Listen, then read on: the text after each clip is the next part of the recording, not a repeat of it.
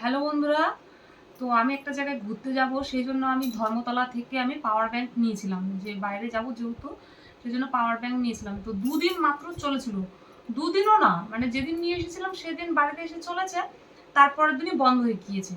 তো জানি না, তো এটাকে দেখবো যে ভিতরে কি আছে।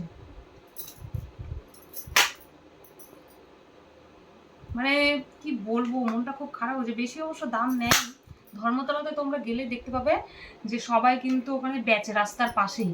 তো ওখান থেকে আমি নিয়েছিলাম।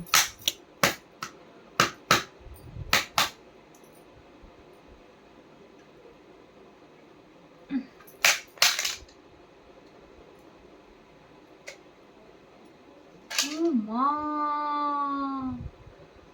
দেখো বন্ধুরা, মাটি মাটি ঢুকেছে। আমার না তখনই ডাউট হয়েছিল যে দুদিন নিয়ে আসার পরে কেন বন্ধ হয়ে গেল। দেখো তো, সামনে থেকে নিয়ে আসো।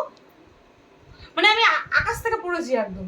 দেখো, পুরো আবার মাটিটাকে ডিজাইন করে গাটার দিয়ে পেঁচিয়ে আবার ঢুকিয়ে দিয়েছে। কি অবস্থা! এটা আমার বেকার হয়ে গেল। টাকাটা তো আমার যেমন তখন, কিন্তু এরকম ভাবে কে মাটি দেয়? সবাই আমাকে বলেছিল যে ধর্মতলা থেকে বেকার জিনিস দেয়। তো বেকার জিনিস তো যেমন তোমার মাটি কেউ ঢুকায়, মানে পুরো ঠকে গিয়েছি একদম।